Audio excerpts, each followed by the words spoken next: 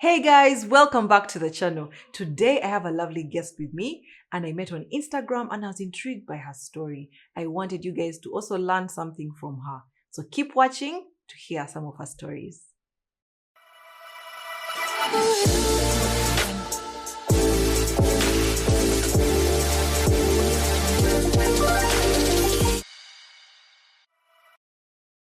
Alright, so I'm excited for you guys to meet Tracy. Hi Tracy, I'm so happy to have you here. Just kind of introduce yourself and tell the viewers who you are and and let's get right into it. Right. My name is Tracy Ahumuza. I am in health communications. I say health because that's important to part of the story. But yes, I'm in health communications. I've been in broadcast journalism for most of my life. But for the last maybe 5 years, I have been in health communications. I am a mother of one. She is heaven side. So they call us angel moms. Yeah. So what does that mean, right? Angel mom is basically my daughter is not here anymore. And she passed away. She died. And that was in April of this year. Oh, okay. So what really happened, because lots of mothers, sometimes we hear about angel moms and we don't even know what it means, and also you've lost her, but what happened, so that another mother out there can pick something, learn something, so it didn't happen to them. I don't know. Right. I would say, so I was pregnant obviously for about 9 months. I was pregnant. But from about the fourth month in my pregnancy, we discovered that my daughter had an omphalocele. And what an omphalocele is... Yeah, I was about to say, what is that? So basically what happens is that there's a delay in development and the cord has not closed to its right size. Okay. So ordinarily, this is a routine procedure. This is something that when the baby is born, they do the close. They close the belly, so to speak. It's a surgery. It's a bit difficult, so there's not many people that can do it, but we have pediatric surgeons in Uganda. So of course my doctors were not worried. They kept saying it's okay, like from 14 weeks to 32 weeks, everybody was saying it's fine. So yeah, that's pretty much what happened. All right, so finding out early on, how did you go through that pregnancy? Because I imagine it must be like really tough, finding out that early. Yeah. So obviously you find out at 6. I found out at 6 weeks I was pregnant. It's very exciting. It was very exciting. I am at that age when you find out you're pregnant and you hadn't thought about it. You're like, oh, this works. I think I can do this. So I was really, really excited. And then obviously to find out about maybe another 6 weeks later that this complication was there was so devastating. Even if my doctors were confident, even if they said, no, this is like having an extra finger. That's actually what my gynae said. He said, it's not incompatible with life. I mean, worst case scenario, they do the surgery and maybe we have to do another surgery. But it's like having an extra finger. Okay. So I was scared. I Googled, you guys, man, don't Google. Google will make things worse. Everything leads in death. Yeah. So I was so scared, but there was actually so many stories on the internet that were positive. I mean, these babies are special. They literally don't have an umbilical cord. Rather, they don't have a navel. Like the kundi is not the normal size, so they have to be designed for their own kundi. Okay. But it was scary. I immediately started thinking about where I would want to give birth. I thought about going to Nairobi. I thought about, please remember this is during a pandemic. I thought about where do I go if I need to give birth? Who are the best neonatologists in the country? Those are baby doctors, like critical care doctors. I looked for surgeons that could do the procedure. My doctor was intent on a particular surgeon who went to the hospital that I did. So they were confident. I was scared. My anxiety was through the roof. I had to see a therapist. And they just kept saying, there's nothing to do but wait. Yeah, just wait until the baby comes out. Yeah, pretty much just wait. That's all they were saying. And yeah, it's hard. I mean, you say, I'm not going to shop. I am not going to have a baby shower. I'm not going to do anything, you know? If I need, because you know, you start thinking money-wise, what does this look like? Yeah. Financially, how is this going to affect me if the baby has to have a surgery? I mean, you're hearing people in the ICU have bills in the hundreds of millions. Yeah. So it was tough. It was I really can't say how, but it was bad. Okay. It was a bad way. So when you go through the 9 months and you know it's time to have the child, you know, did you feel like you had all the answers that you needed to have to make sure that everything comes out so well? At the time, obviously, towards the end of the pregnancy, at about 32 weeks, I had another scan because I'd had multiple scans throughout the pregnancy, and they could see she was developing properly. It was just this small problem, as the doctors called it. But she was developing fine. She was wiggling. She had all her, you know, her movements were okay. And those are some of the things they say that those are genetic markers. So they use them to show if there's a congenital abnormality. Yeah. But if the baby is doing some other things, it's perfectly fine. So she was okay. And then one of the things that they look at the end was in that 3D scan, they look at the heart. And if the heart is okay, the lungs are okay. Everything was good. And so then I went to see my pediatric surgeon and she said, no, relax. Everything is okay. We'll sort this out. You know, just go and enjoy the rest of your pregnancy. And I'm really glad she said that, because then I told my people, you know what? Let's do this. Like, come and buy a Missouri. Whatever happens, let's just, let me celebrate this child while she's still in my belly. So I'm glad I did. I had a baby shower. Yeah, actually, I heard your story. You said you're glad you had a baby shower. Why is that? Because many people seem to think that don't do a baby shower. What if something happens and things like that? What's your thought about that? So for me, my baby, I didn't mention her name, did I? No. She's called Alyssa.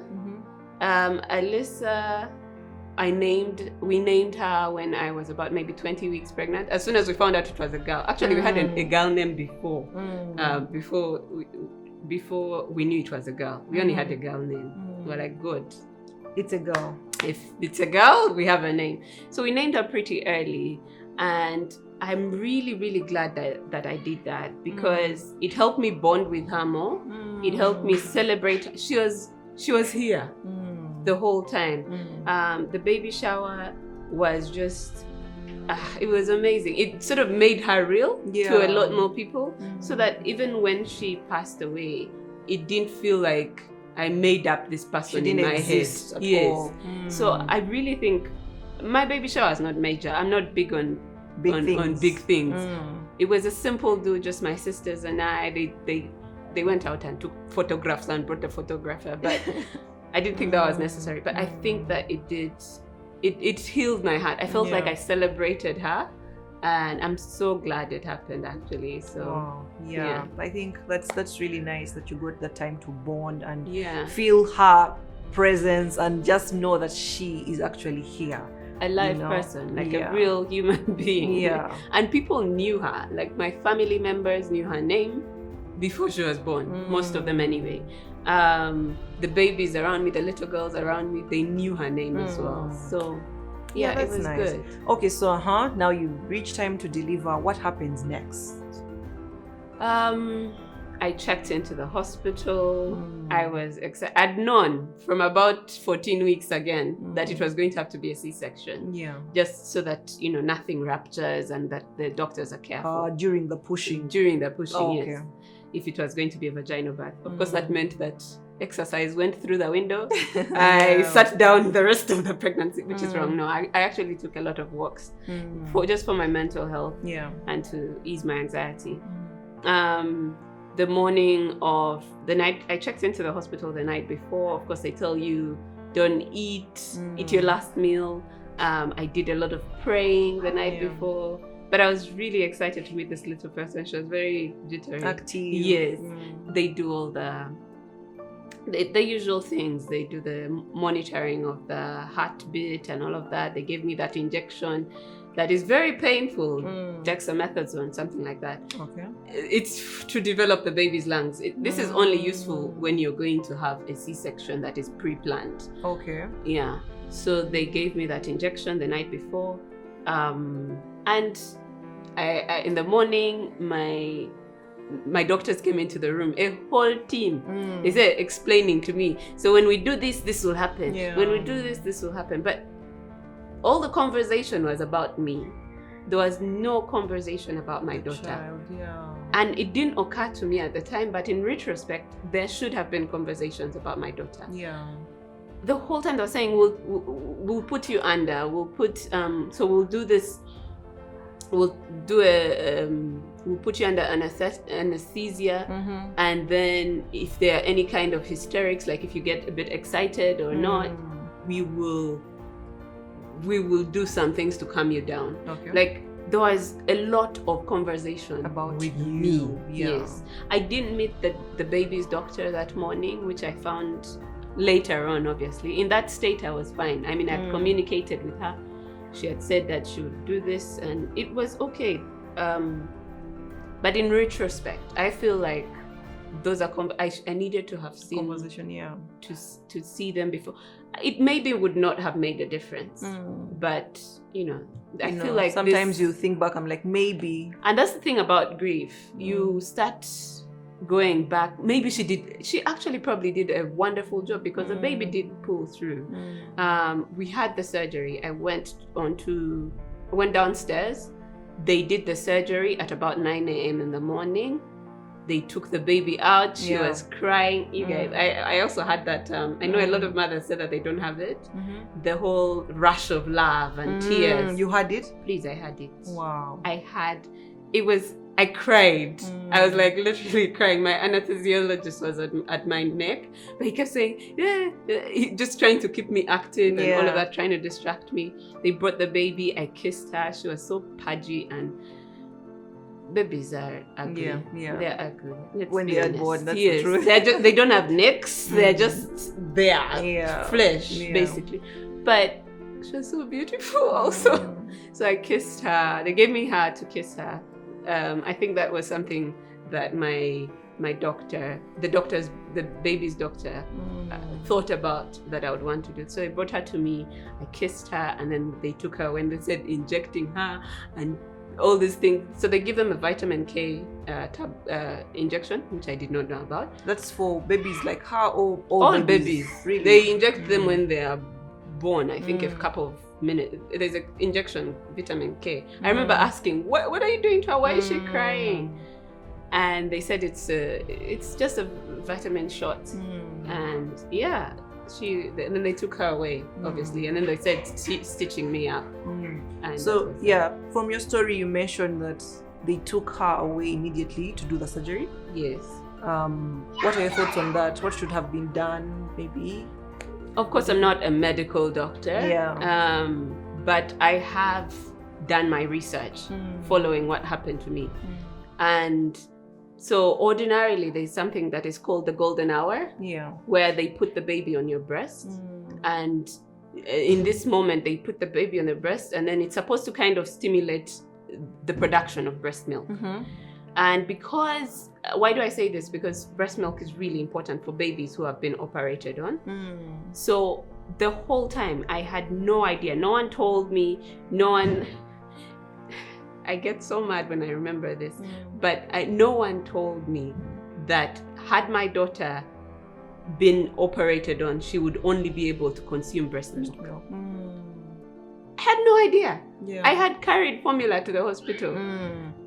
Like everyone tells us, have formula just in case. Just in case. Yeah. Just in case, when your child has been operated on, formula is impossible. And if you have been a NICU mother, your child has been taken to the NICU for any reason, prematurity is one of them. But if a baby is premature, breast milk is the only thing. That's what they need. I didn't know this.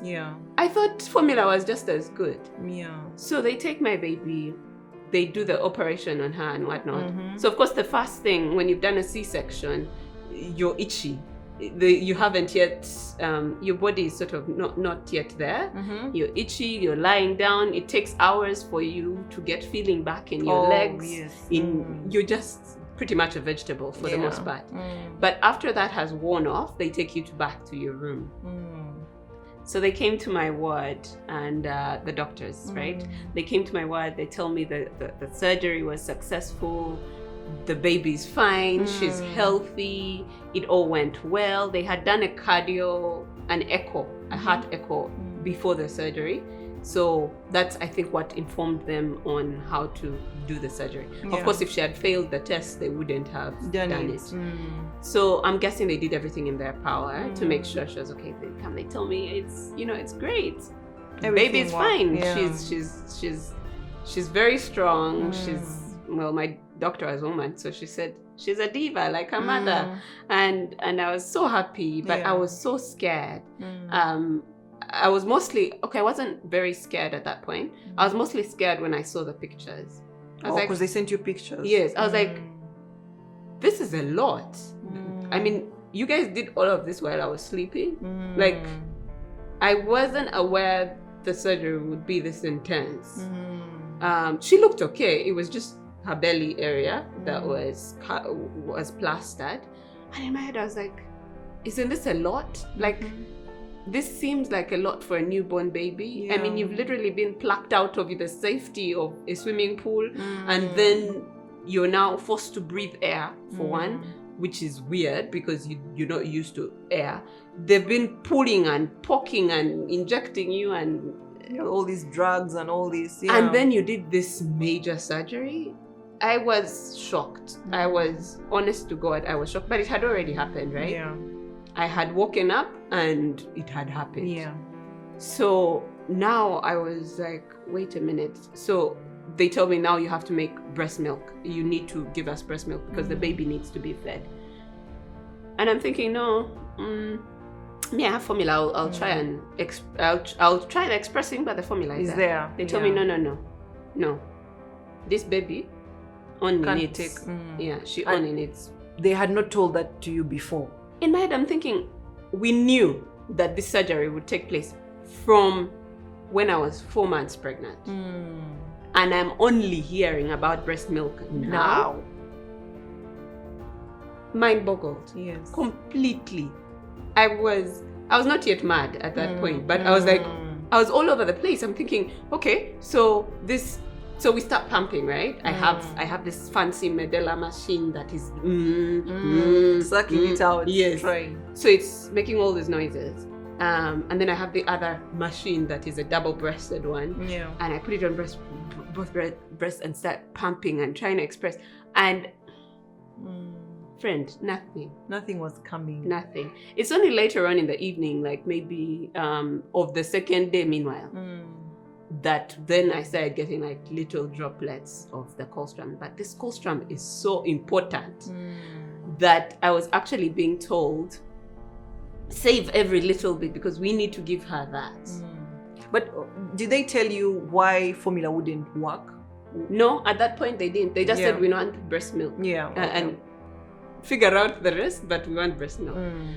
And then at some point, like this is a day in, still no milk. And then so I gave birth on Friday. Saturday, my doctor, the baby's doctor came in. She told me the baby's doing fine, but try and get that colostrum, try and pump, try and stimulate your breasts to produce the milk. Do the warm towel compress, the massage. Yeah, I'd done all of that, nothing. This is the next day, of course, this is when I had started pumping. So in my head, I'm like, but you guys, the milk is not coming. So now I was getting stressed. Yeah. My child is in the ICU, recovering from her surgery. They had put her on oxygen and all of those things because it was an intense surgery. And she was being fed through tubes and all of that. And in my head, I'm like, why? I mean, why is everybody telling me this now? Yeah. I want to spend time with my daughter.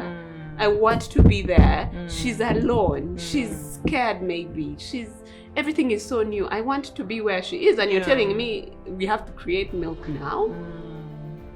So of course I wasn't relaxing. And then the nurse was saying, so the more you stress, Of course, the more the milk won't goes come. further back into your body. Yes. Oh my God. Now more stress. Of course. It was like a loop. Yeah. I couldn't believe how much I was being told in the hospital.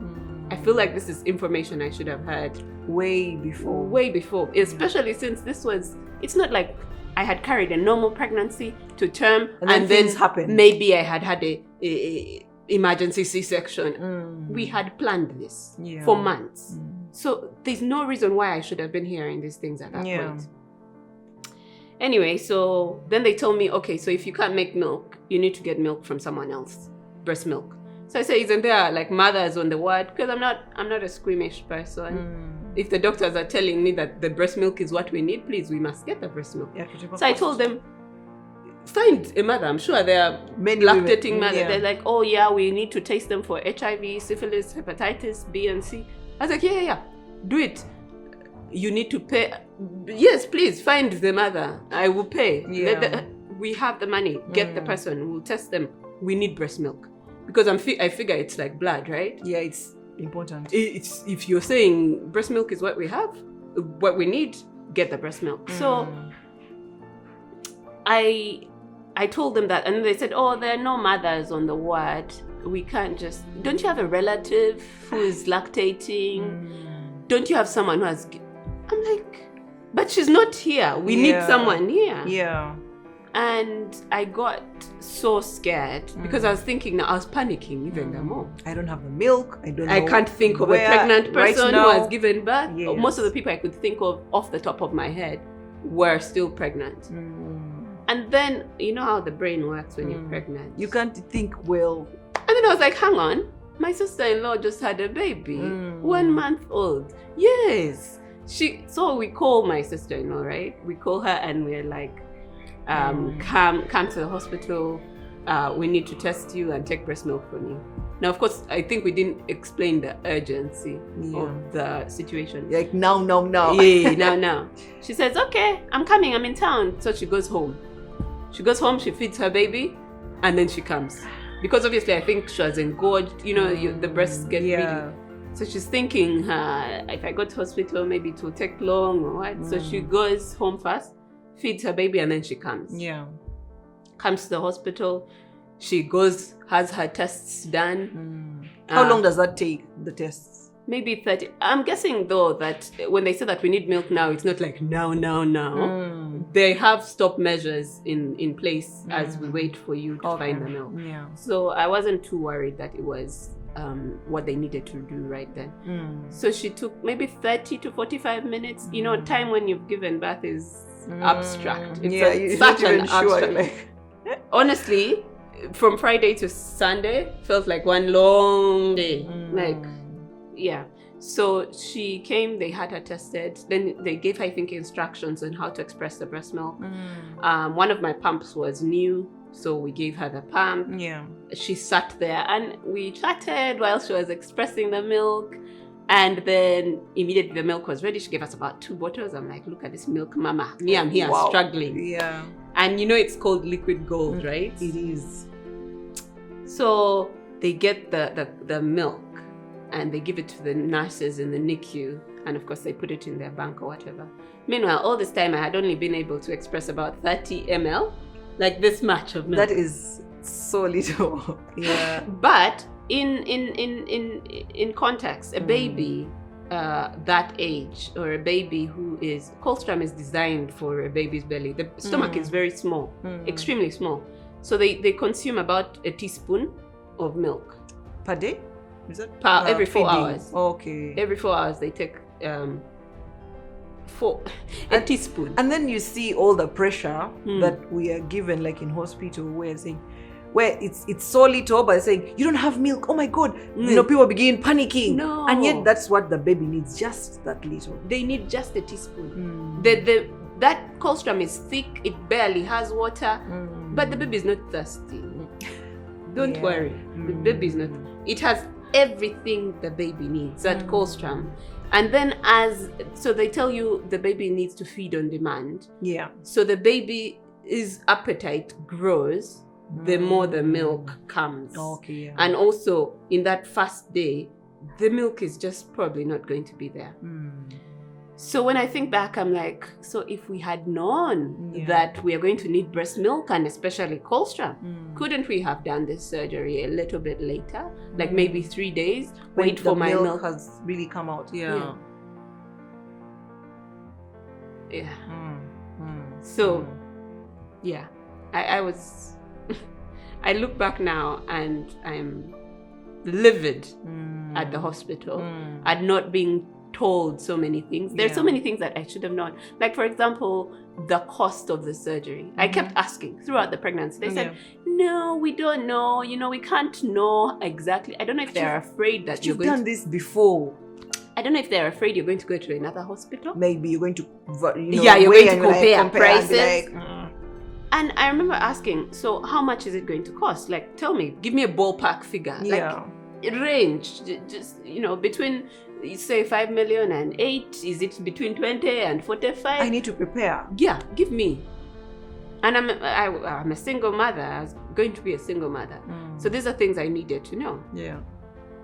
And nothing. Throughout the pregnancy, no one told me. I kept begging, asking. Even the night before, we asked. Nothing. And yeah, so imagine the stress of having to find a donor, having to test her. Meanwhile, you still don't know how much. You don't even know. Yeah, so you're like, what's the additional cost I'm paying? You don't know. You're just there in limbo, as if you have millions stored in your bank account. Consider all that was happening during that time. So so the baby is there. Actually, the day they took out the catheter, I couldn't wait for the catheter to get out. I was like, take this thing. In fact, the evening before, I was trying to tell them, please take this thing away. I want to go and see my baby. They said, relax, wait. Yeah. But all the reading I had done prior to my birth, prior to the birth, was that, abroad they give you 6 hours. They force you out of bed. Like after a C-section, they force you to walk 6 hours after the thingy. And for me, they were telling me, no, at least 12 to 24 hours. And you've not yet met the baby. I'm like, I need to meet my child. I need to see her. Like, I'm hearing all these stories about how perfect she is, about how she has a full head of hair. I want to see her. Yeah. I want to see this person who needs my milk so much. And then immediately they took out the catheter. I walked downstairs. My pain management was good. I'll give the hospital that, or I'll give my doctors that. My pain management was really good. It was painful. Yeah. But I also have a high threshold of pain. So I went downstairs. She was, I said, beautiful. She was beautiful. She was amazing. Like, not beautiful in the sense that she was pretty or anything. She's just a human being. She was mine. She had grown from my belly for all these months. She looked upset. Like, I think she kept looking at me and thinking, really? This is all happening. Like, I came here for this. Like, this is so underwhelming. I'm tired. Did you guys? So I remember holding her. Like, I'd go, they're very careful in the ICU. You're not supposed to touch things. You're supposed to sanitize. You're not supposed to wear shoes. So I did all of that. I made sure I was, clean and sanitized right before entering. And then I went and to her bed. She was in the corner. And she was, oh my God. Yeah. She was so little, but yet so big also. So I put my finger in her hands and she would just squeeze them. And I'm like, wow, she's so strong. Like, you hear all these mothers saying, my baby is so strong. And I'm like, yeah, right. It's a baby. Yeah. So, So I spent time with her that first morning. They allowed me to change her diaper. Should feed, I think she was feeding through a tube, obviously. And I was very fussy. I wanted to clean her mouth. She has to look good. She was just, it was an amazing experience, I'll give you. It was for a short time. And then I think a couple of hours later, I went back, or was it the next day? I don't remember. I went back the next day and I said to her, you need to try and breastfeed, because the only way the milk is going to form is if we place the baby on your breast. And now I'm thinking back and thinking, if you knew all of this before, why didn't you? But anyway, moving on. Yeah. So they put the baby on my breast, but she has all these wires coming out of like So holding her is there are difficult. like 3 different nurses trying to hold her to my breast, and they did it for like 2 seconds, and then they're like, no, you know what, go and express. This is It's too much. It's too. We can't risk it. Too much science. Yeah, we can't risk, you know, plucking a thingy out. Maybe her temperature might drop, all of that. So go back and try and express it. Yeah. So the evening when I went back and I put the pump on, now I had been pumping from this breast, and this breast had kind of started giving me a bit of milk. Then I go back to this breast, and now it's, you know, the milk has started coming. Because she had literally latched on for like 2 seconds. And I'm like, wow. So everyone is like, this breast has disappointed us. For me, I was rooting for this one, and now this one is one way. So I was like, yeah, Alyssa sucked on this breast for like 2 seconds. Like, wow, oh my goodness. So now I started, like, the milk started coming. It was slow, but it was sure. Yeah. But it still wasn't enough. So that's why the lady had been, my sister-in-law had been asked to come and express. Again, to come and No, she came only once. Oh, okay. But of course, I told you, the timelines are strange. Bit. Yeah. So Alyssa was doing well in the ICU. She had progressed so well that she was going to graduate now to the NICU, to the neonatal unit. Yeah. So they bring her upstairs the evening of Sunday. And this is Easter. This is Easter Sunday. Yeah. So they bring her upstairs. They put her in the NICU. The night of Sunday actually is when she had graduated to the NICU. And then I remember that evening the nurses tell me that we can only allow you and your husband or the baby's father. And I said, what?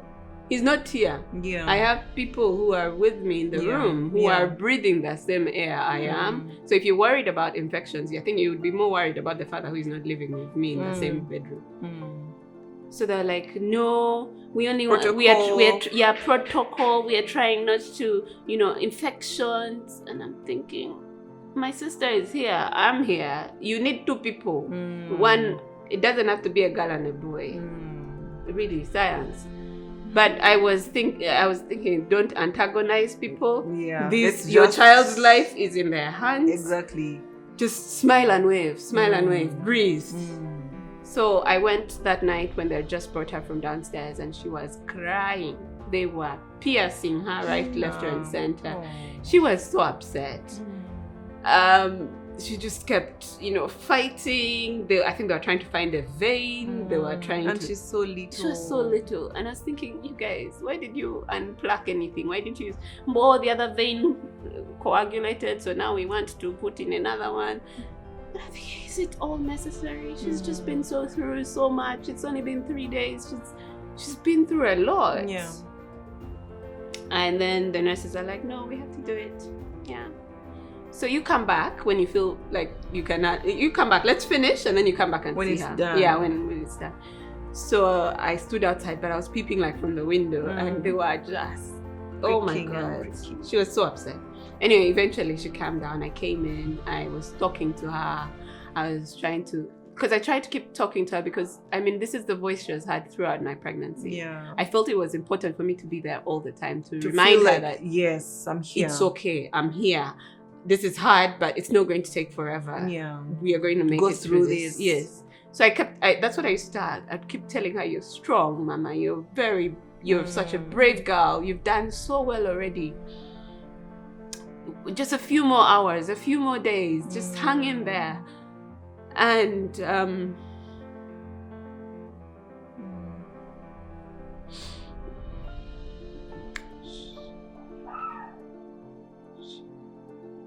she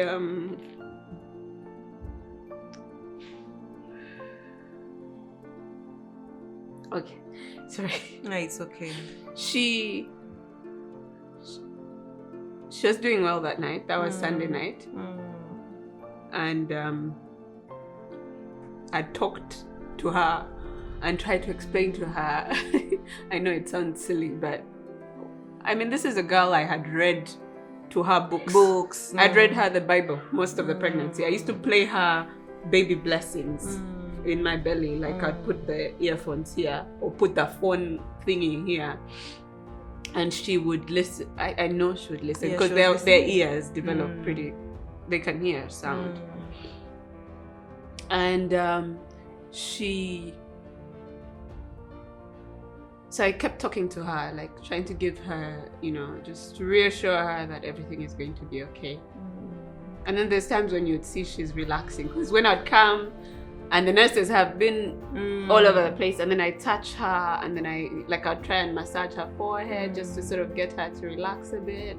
I'd put my finger in her hands and she would squeeze onto it, and I'd feel like, then I'd tell her, I'd just go to sleep, take a break, rest, I'll be back tomorrow. Would you feel like she feels safe when you're around? Yeah, she would relax. Like, obviously when I would arrive, there was all that eye rolling going on. It's like, where have you been? I know. Where have you been? Like, these guys have been doing stuff here. And I would sit with her for a few minutes, but they would keep on telling me, you need to go and pump. Yeah. So I'd be there. I want to be there with her. But then you have to go. But then I have to go and pump. I'm thinking, can't she come to me? Yeah. And can't we be together? Can't I pump from here? Like, there's so many things I wanted to do different. But I was under so much duress. I was by myself for the most part, because they won't let you. They won't let you be with anybody else. I could have run these things by somebody else, And so that night, I thought, like after she had come upstairs, I thought, Tracy, she's now nearby. So what we're going to do, we're going to spend all of tomorrow with her. So we're going to spend the whole night pumping. So I would sleep 1 hour, wake up, pump. Sleep 1 hour, wake up, pump. And I was making progress, you guys. I think by the morning I'd made about maybe 40 milliliters of milk. It's a lot. And it was all golden colored fluid, and I'm like, wow.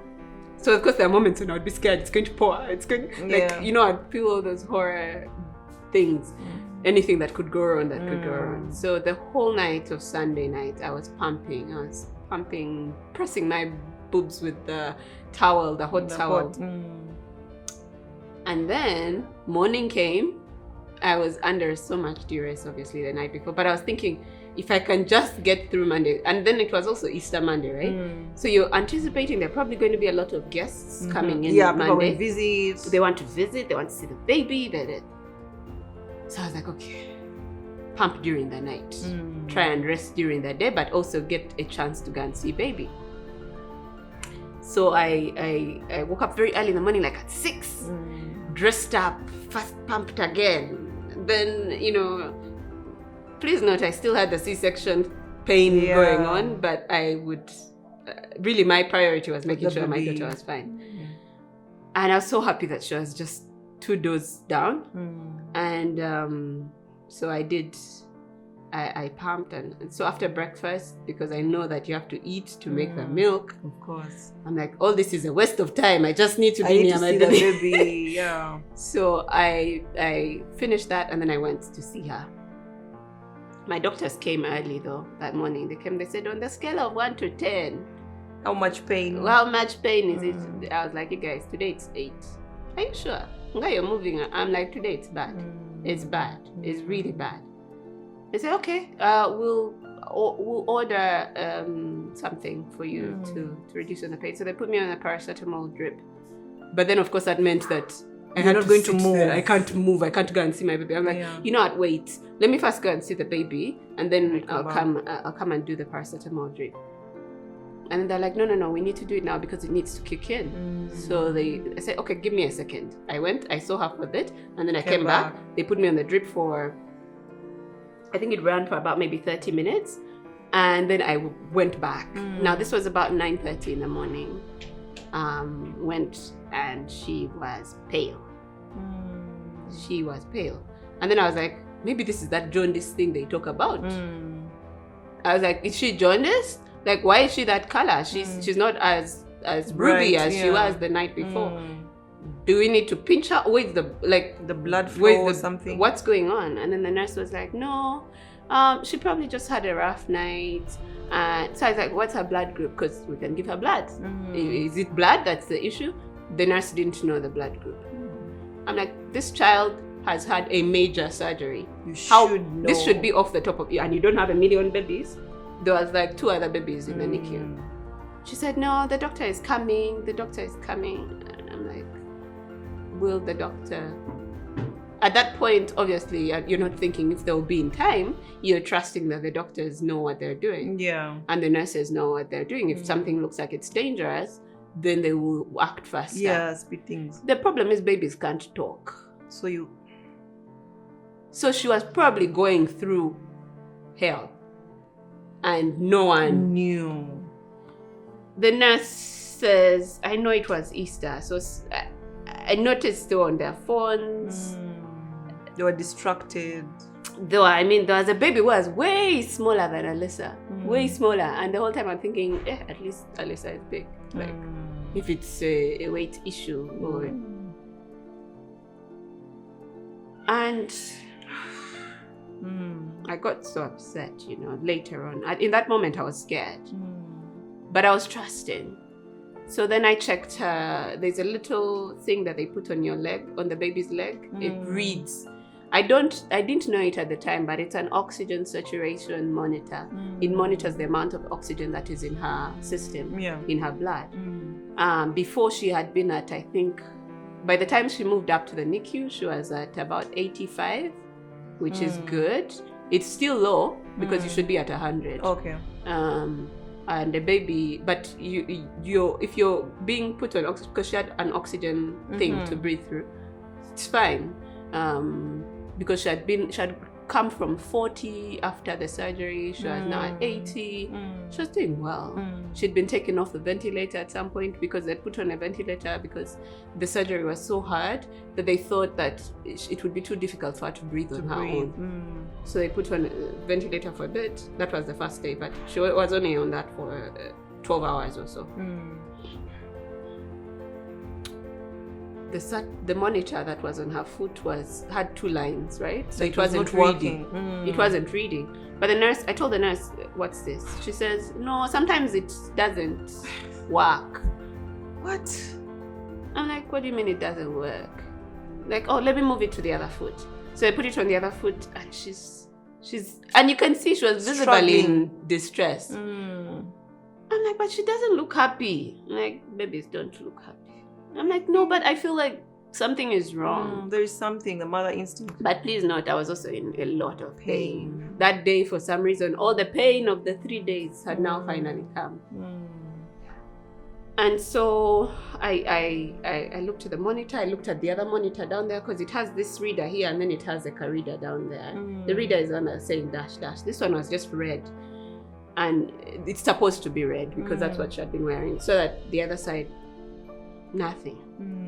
But then I was thinking, so I said, when is the doctor coming? The doctor is on their way. They're coming. They're going to be doing their rounds. Then I'm thinking, okay, maybe. So I spoke to her a little bit, tried to calm her down, talked her to sleep. She said dozing a bit. I was rubbing her forehead, just sort of massaging her forehead so that she could rest. She wasn't even like holding my hand as usual. Squeezing. Yeah, she wasn't squeezing my finger. And I'm thinking, that poor thing is in pain, And then I said, okay, maybe I'm also disturbing her. Let me go and rest. I'll be in a better state to help her if I'm in a better physical condition. So I go back and then they put me on morphine because this time the pain was a lot. So they put me on morphine that morning, and this was like 9:30, right? 9, maybe 10 o'clock-ish. A nurse comes into the room and I can see them from the corner of my eye because I was trying to fall asleep. Dizzy. But my sister was like, no, she was trying to sleep. Okay, you come. So she goes and then she comes back and tells me, Tracy, you need to come. The baby's condition has changed. And then I walk to the hospital, to the room. And they tell me her heart had stopped beating. And I remember thinking, now what? Yeah. Like, what do you mean her heart has stopped beating? It just stopped beating. And I was confused. So they gave me a chair to sit on. And I sat there. I think my sister said I sat silent for about maybe 20 minutes. It felt like 2 minutes. I sat there. And I couldn't believe it. All the pain I had gone through, all the turbulence of such a difficult pregnancy, of turning my life upside down for this child. And now these guys were telling me her heart had stopped beating. I'm like, what do you mean her heart has stopped beating? Oh, she's dead. And I said to myself, okay, fine. Let me hold her. Give me her. Give me my baby. And they give me the baby. She was wrapped up in a cloth. And she was warm. And I remembered that I had been reading or hearing about babies a lot and how they have that baby smell. Oh, she smelled amazing. So I was just holding her and sort of, and I said, apologizing. I kept telling her, I'm so sorry, baby. I am so sorry that you had to go all through this for nothing. I was just so upset. I was like, I'm sorry. I am so sorry. You don't get it. I'm so sorry. And she was so small, but her eyes were closed and her fingers. It was hard to explain to me that there was no life in there. She was still warm. Yeah, anyway, so that's what happened. And she had died. And then I asked if because I was in pain, remember? Yeah. I said, can I just lie down, but with her? Yeah. Can You I wanted hold like some her? time. I needed some time to be with her. They told me no. No, she's dead already. She's probably going to start smelling, and maybe she'll change color, and that will be upsetting and all of that. But no, we don't advise you to hold the baby for that long. I'm like, okay, fine. Can you put a bed here if you don't want me to move her? Because I'm in pain. I'm in pain, but I want to lie down with my child. We've been lying down most of the pregnancy together anyway. And the doctor said no. And I remember, I think in some throes of emotion, I must have said something like, this was my last chance to be a mom. And this is because I had such a difficult pregnancy. I was like, God, if you can just give me this child, I'm done. I never want to give birth again. I never want to have a baby. I just want this girl, and we'll sail through life together. Yeah. And now she's gone. And then I remember the doctor saying something like, you're not barren, you'll have another one. This was the pediatrician. Why do you say that? I don't get it. I remember looking at him and left it. And he's the same person who was refusing me to go and lie down with my child. And the door was like 2 doors down. And if they thought I would run away with the baby or something, they could have been there with me. They could have supported me to do what I needed to do in that moment of grief. But then they were saying, no, now we need to take her to the morgue, and then we need to do this. It's not like they were going to do a post-mortem. They hadn't talked about that. I would have preferred if they did, but in that moment I wasn't really thinking. Yeah. They should have done an autopsy report to kind of understand what went happened. wrong, because they were saying she was okay. So what happened? So how does the heart just stop beating? So I went to my room. They sorted out everything, and her dad was Muslim, so they had to bury her that day.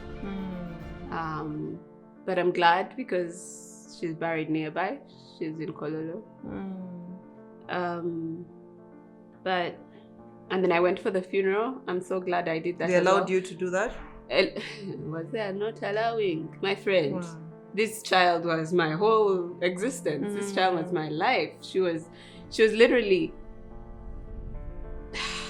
Yeah. I had to go for the funeral. Like the person who was driving was a former C-section mom, so she was driving very slowly. I told her, step on the gas, please. We can't delay. I mean, past a certain point, we are going to be late for the funeral. So they had done the service, Islamic service. I don't know what it's called. And that day there was a lot of people being buried. But apparently that's a blessing in Islam. It means more people are praying for the child in that moment. Okay. So in as much as there was a lot of chaos, there was a lot of people that day. Her dad told me that it did well for them to be very many, because it meant that there was a lot of prayers going on for her. And yet he would have preferred that it was an intimate service. That alone. It was just, we had a chance to be. But Islam has this thing about numbers. The more people that are praying, the more blessings that are there for the child. And the Imam said that this child was going to be our guardian angel, and that she would speak on our behalf. It was slightly comforting. Yeah, so that's what. Yeah. So that's the end of that, and then I went home. Guys, I know you've learned something from Tracy's story. I personally have learned a lot. The golden hour, the importance of breast milk, and everything that she went through. First of all, thank you for sharing. But as we continue to hear from her, we're going to have a part 2 where we're going to see the beauty from the ashes. How she coped with everything that she went through. So please watch out for part 2, because I believe there's a lot that we can learn. My name is Kusiima, and I'm here to inspire.